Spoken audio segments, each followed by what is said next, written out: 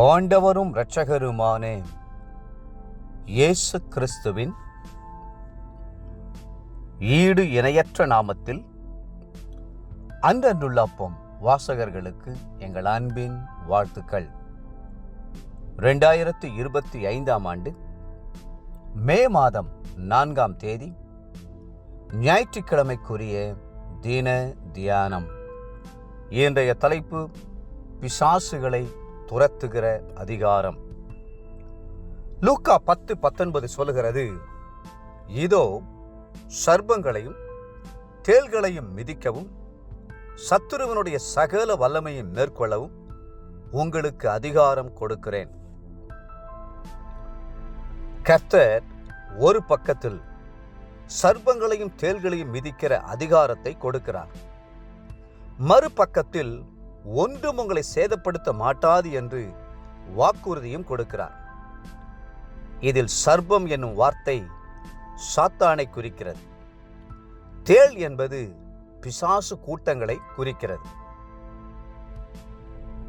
அநேகரை சர்ப்பத்தின் ஆவிகள் தொடர்ந்து தோன்றி கனவிலும் பயமுறுத்துகின்றன.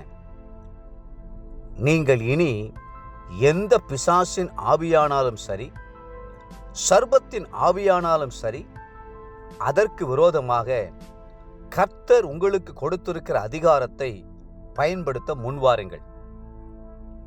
அதிகாரம், ஆளுகை, வல்லமை என்னும் 3 காரியங்களை கர்த்தர் இணைத்து உங்களுக்கு கொடுத்திருக்கிறார்.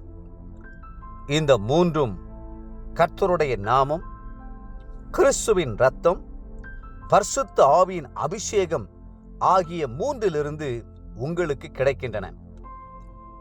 இந்த 3ஐயும் நீங்கள் சுதந்திரித்துக் கொள்வீர்கள் என்றால் சாத்தானை விட நீங்கள் மகா பெரிய பலசாலியாக, அவனுடைய வல்லமையை அளிக்கிறவர்களாக விளங்குவீர்கள். கர்த்தருடைய இரத்தத்தை உங்களுடைய கைகளிலே ஏந்திக் கொள்ளுங்கள். இயேசுவின் நாமத்திலே, சத்துருவே, உன்மேல் அக்கினியை தெளிக்கிறேன் என்று சொல்லி தெளியுங்கள். பெரிய மந்திரவாதிகளே, பெரிய பர்வதங்களே, பெரிய எதிர்ப்பின் சக்திகளே, நீங்கள் என் தேவனுக்கு முன்பாக எம்மாத்திரம்.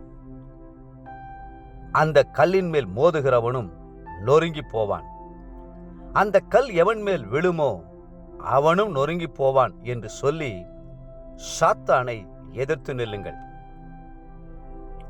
வேதம் சொல்லுகிறது, மார்க்கு 16:17, விசுவாசிக்கிறவர்களால் நடக்கும் அடையாளங்களாவன, என் நாமத்தினாலே பிசாசுகளை துரத்துவார்கள்.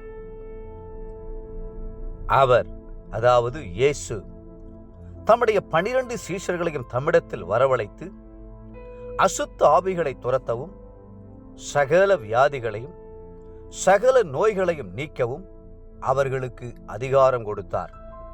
மத்தேயு 10:1.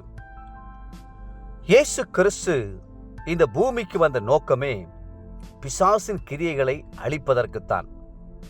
1 யோவான் 3:8. உலகத்தில் இருக்கிறவனிலும் உங்களில் இருக்கிறவர் பெரியவர். 1 யோவான் 4:4. கர்த்தர் சாத்தானுடைய கிரியைகளை அழிக்கும்படி உங்களுடைய கைகளில் அதிகாரத்தை கொடுத்திருக்கிறார். எந்த தீய மனிதனாலும் உங்களுக்கு விரோதமாக எழும்ப முடியாது.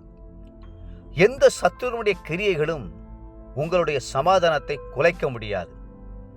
ஜெய கிறிஸ்து எப்பொழுதும் உங்கள் அருகில் நிற்கிறார். சங்கீதக்காரன் சொல்கிறார், 46ஆம் சங்கீதம் 11ஆம் வசனத்தில், சேனைகளின் கர்த்தர் நம்மோடு இருக்கிறார், யாக்கோபின் தேவன் நமக்கு உயர்ந்த அடைக்கலமானவர். தேவப்பிள்ளைகளே, ஒரு வழியாய் வருகிறவர்கள் 7 வழியாய் உங்களை விட்டு ஓடிப்போவார்கள். ஒருவனும் எதிர்த்து நிற்கக்கூடாதபடி வாக்கினாலும் வல்லமையினாலும் கர்த்தர் உங்களை நிரப்புவார். நீங்கள் கர்த்தர் கொடுத்த அதிகாரத்தின்படி சாத்தானை எதிர்த்து நில்லுங்கள், அவனை துரத்துங்கள். இன்றைய நினைவிற்கு வெளிப்படுத்தின விசேஷம் 12:11. ஆட்டுக்குட்டியின் இரத்தத்தினாலும் தங்கள் சாட்சியின் வசனத்தினாலும் அவனை ஜெயித்தார்கள்.